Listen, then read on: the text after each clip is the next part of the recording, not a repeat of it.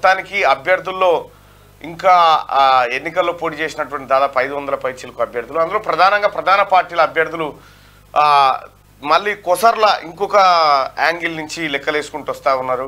ఎంతవరకు వస్తుంది, ఎంత పోతుంది, క్రాస్ ఓటింగ్ ఎంత, అనుకూలమైన ఓటింగ్ ఎంత, ఈ లెక్కలతో వస్తూ ఉన్నారు.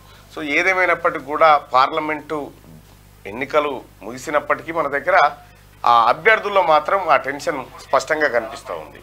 సో ఈ అంశం ఇట్లా ఉంటే ఇక మొత్తం దేశవ్యాప్తంగా జరుగుతున్నటువంటి ఈ సార్వత్రిక ఎన్నికలు ఏవైతే ఉన్నాయో ఇవి మరి ఎన్డీఏనా ఇండియానా, ఏ అంశం వైపు ఇక్కడ రిజర్వేషన్ల రద్దు అనేటువంటి అంశాన్ని కాంగ్రెస్ పార్టీ లేవనెత్తింది, రాజ్యాంగాన్ని రద్దు చేయబోతుంది భారతీయ జనతా పార్టీ అని చెప్పి వీళ్ళు లేవనెత్తడంతో సో అటు ఇండియా మోడీ గ్యారంటీస్ అని చెప్పి వాళ్ళు చెప్తా ఉన్నారు. గ్యారంటీలు గెలిస్తే రాజ్యాంగం గెలుస్తుంది, ఏం గెలుస్తుంది అనేది ఇప్పుడు అంతా ఉత్కంఠతో ఉంది.